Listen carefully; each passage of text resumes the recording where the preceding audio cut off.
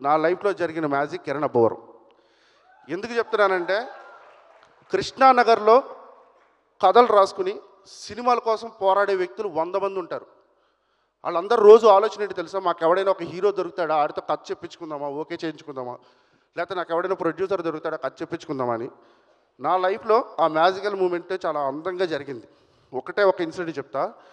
నాకు కిరణ్ గారు దానికి ముందు 1 సంవత్సరం ముందు పరిచయం. నాకు కిరణ్ గారి కథ వేరే కథ చెప్పడానికి వెళ్తే ఆ కథ నచ్చలేదు, కానీ నరేషన్ నచ్చింది. కరుణ్, నువ్వు సినిమా చెప్తే నేను వింటా, ఎందుకంటే ఆయన లైనప్లో అప్పటికి 6 సినిమాలు ఉన్నాయి. సరే సార్, నేను ఒక మంచి కథతో వస్తాను సార్ అని చెప్పి వెళ్ళిపోయాను. నాకు ఆకలి, స్ట్రగ్లింగ్, అంటే ఎవరిని డబ్బులు అడగలేము. అప్పటికే వచ్చి 8 ఏళ్ళు అయిపోతుంది. మధ్యలో డైరెక్షన్ ట్రయల్స్ అని చెప్పి రైటింగ్ ఆపేసాం. అడిగితే మొహమాటం, దిగిపోతామేమో అని. ఎవడో మనల్ని పిలవాడు, ఎందుకంటే డైరెక్షన్ ట్రయల్స్లో ఉన్నాడని. అలాంటి ఒక స్ట్రగుల్ ఉన్న ప్లేస్లో చేద్దామా వద్దా అని ఒక అరగంట గంట ఆలోచించి ఒక చిన్న ఫోన్ కాల్ కొడితే, నేను 1 గంటలో రాయచోటు వెళ్ళిపోతున్నాను బ్రో, నువ్వేమన్నా రాగలవా అన్నాడు. కోవిడ్ దాటుతున్న టైం అది.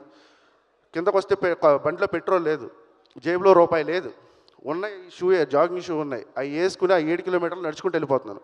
ఆయన ఫోన్ చేస్తున్నాడు, బ్రో ఎంతసేపు పడుతుంది ఇంకా అంటే, వచ్చేస్తున్నాను బ్రో అని. అక్కడ దాకా వెళ్ళిన తర్వాత ఆయన చూశాడు, ఏంటి చెమటలు ఏంటి ఎలా వచ్చారంటే, లేదు సార్ 7 కిలోమీటర్లు నడుచుకుంటూ వచ్చి. పిచ్చా నీకు అవునా, 7 కిలోమీటర్లు కచ్చప్తంగా నడుచుకుంటా వస్తావా? సరే వింటాను, ఎంతసేపు చెప్తాను, నేను ఆయాసపడతాను అంటే, చెప్పేస్తాను సార్ ఫుల్ ఎంత అంటే, బ్రో నువ్వు ప్రెజర్లో ఉన్నావు, ఫస్ట్ 10 నిమిషాలు చెప్పు, 20 నిమిషాలు చెప్పు, నచ్చిందంటే ఫుల్గా విందాం అన్నాడు. అంతే, అక్కడి నుంచి స్టార్ట్ అయిన జర్నీ. నాకు ఆ రోజు నుంచి డౌట్ ఏంటంటే, ఈయన సినిమా హిట్ అవుతుందో లేకపోతే ఫ్లాప్ అవుతుందో, కానీ నెక్స్ట్ ఇంకో సినిమా స్టార్ట్ చేస్తున్నాడు. నాకు భయం ఏంటంటే, వినరా భాగ్యం విష్ణు కదా, నందు అన్న నేను మాట్లాడుకునే వాళ్ళు, అప్పుడు ఇంకా మా ఇద్దరు సినిమాలు స్టార్ట్ అవ్వలేదు. అలా ఎస్ సార్ కొట్టేశాడన్న ఈయన, సమ్మతం కూడా కొట్టేస్తున్నాడు ఈయన, మరి నెక్స్ట్ ఏంటన్న పరిస్థితి, పెద్ద ప్రొడక్షన్ హౌస్లోకి వెళ్ళిపోతాడేమో, మనకు దొరకడేమో, అసలు భయం వేసేస్తుందన్న అని చెప్పి నాకు ప్రతిరోజు టెన్షను. నందు అన్న అడిగితే నందు అని అంటాడు, తరుణ్ నువ్వు టెన్షన్ పడకు, ఇంకేమన్నా దాన్ని ఏం చేయలేము అంటాడు. ఊరి నీ అమ్మ ఇంత కూల్గా చెప్తున్నాడు ఏంట్రా బాబు, నాకు టెన్షన్.